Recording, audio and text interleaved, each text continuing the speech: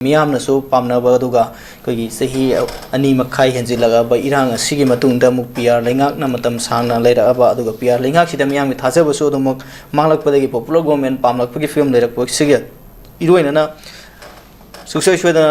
popular government अमा लागगनी हाना बीजेपी के एमएलए सिना फोंदोकलंबदुगा तंजा चानन हाइबा तारे नेशनल प्रेसिडेंट जेपी नंदाना कौबा बीजेपी की एमएलए सिंगी मीटिंग दा कुकी एमएलए तरेत सुसल यागदौरी अदुगा पार्टी कौरकलिब सिगी मतंग दा अखोई हानगी फॉर्मर एक्स सीएम हाइबा तारे फोंदोकलंबसे अखोई सुसुसुदना पॉपुलर गवर्नमेंट अमा लागनबगी ओइगदबु माली हाइबनी अदुबु हानगी मिनिस्टर ओरंबा एमएलए खेमसाना फोंदोकपददी करी मतंगिनो हाइबदि कौरक्ति कौरकले अदुबु चपचा मरमदि खंगम ngамद्रे वफम फोंदोले हाइबा तारे हारिबु पाउसि कमानि येंबे हुजि दिल्ली दा याम एमएलए सिंगसु पाइसिना खराइबा पाउसु तोंदोन पाउसि सिंगदमु यावले हाइबा तारे अखोइगे पोलुम मखक सम थांगबा अखोइगे मियामसिना थांगेबा पोलुमसि अखोइगे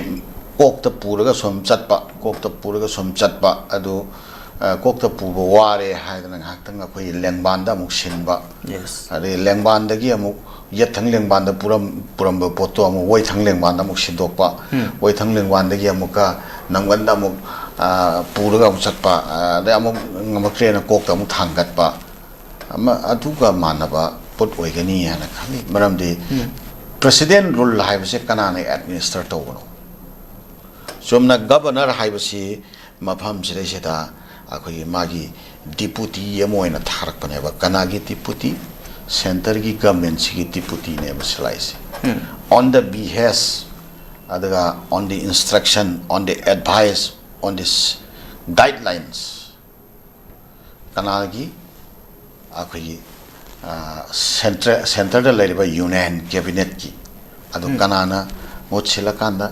होम मिनिस्टर ना डायरेक्ट लिंक तौरकांदा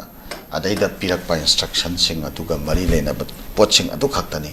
अखोई हाउजे प्रेसिडेंट रूल गवर्नमेंट सिना को execute तौगदोरिसे and all the funds अखोई सेसदा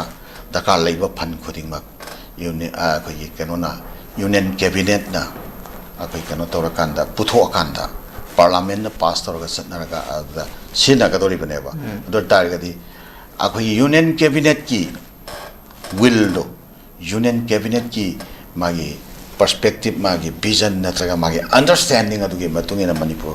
की लेंगाक से एग्जीक्यूट तौगदोरिबनेबा तौरिबनेबा अदो अतोप नाकल अमरोमदा मुका अखोई पॉपुलर गवर्नमेंट हारसे पॉपुलर गवर्नमेंट से यूनियन कैबिनेट की नत्रगा अमित शाह की अखोई कनोदा मागी मियेंगे वांगमता माना पीबा डायरेक्शन की वांगमता अखोई पॉपुलर गवर्नमेंट से थबक तौब ngमखिब्रो यस द हाउसिंग अमुक पॉपुलर गवर्नमेंट लाइन खलसेबा अदो यूनियन कैबिनेट ना थंबा वाफम दु अदु ताइवन नरगा अदुगी वांगमता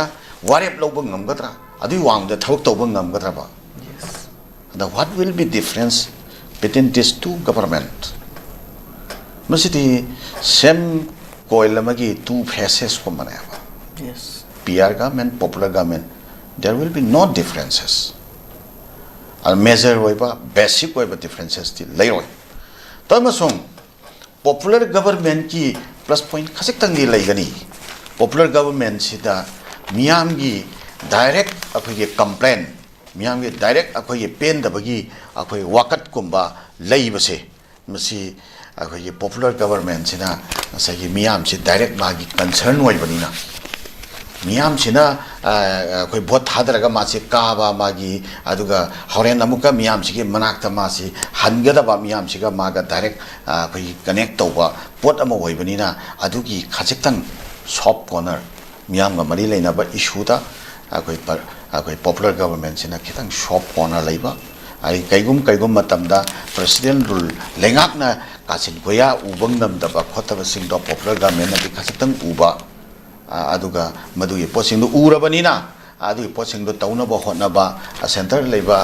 कनो सिंग दुसु मखोइना अदुगी पोसिंग पुखला आगति जेन्युइन नोइबा नत्रगना डायरेक्ट दरकार लेबा वाफम सिंग हाइरा गदि समवट सेंटर नसु डिनाइ तौबा ngamdaba adum moin hairakoi matungina yabiba phakpiba system khar laidana sigom bagi oiba somewhat akoi kano di khara leigani progressive oiba environment kharati miyam ga mari laina ba issue sing da laigani na ko en thajaba thami tamusung major policy program da di agoi union cabinet ki ayab lawga da bani na center ki ayab lawra ga tawga da ba ngak to oibani na mathai da ahong ba thoina laigani haiba agoi thajate aduna haujik government ti lakti lani haina adumaina akoina so adumaina feel tawi amaramdi BJP gi oiba tangai fadana lengak amuk hanna restore to hold the taragadi akoi hojik leiriba assembly semasi tangai fadana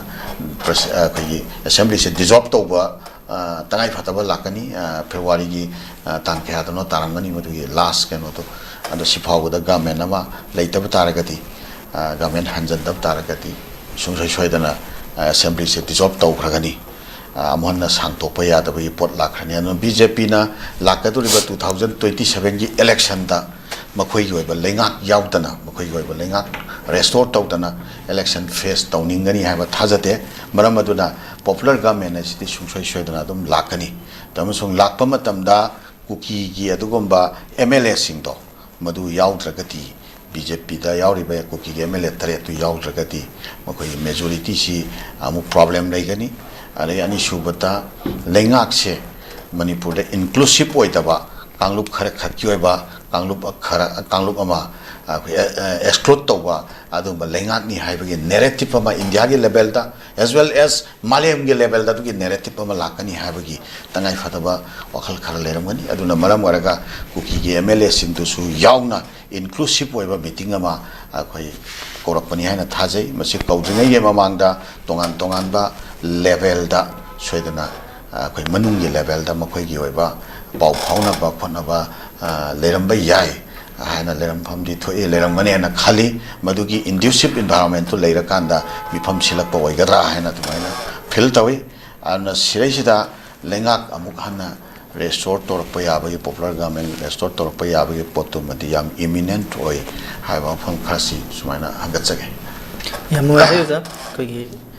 popular government se lakpada harau kangbu aduga ningba kangbu kaibu kangbu so dum laigani haibadi huji minister gi lamchen da kanna yauri ba sing sigi di mai pak pom su mai thi boi ga ni go da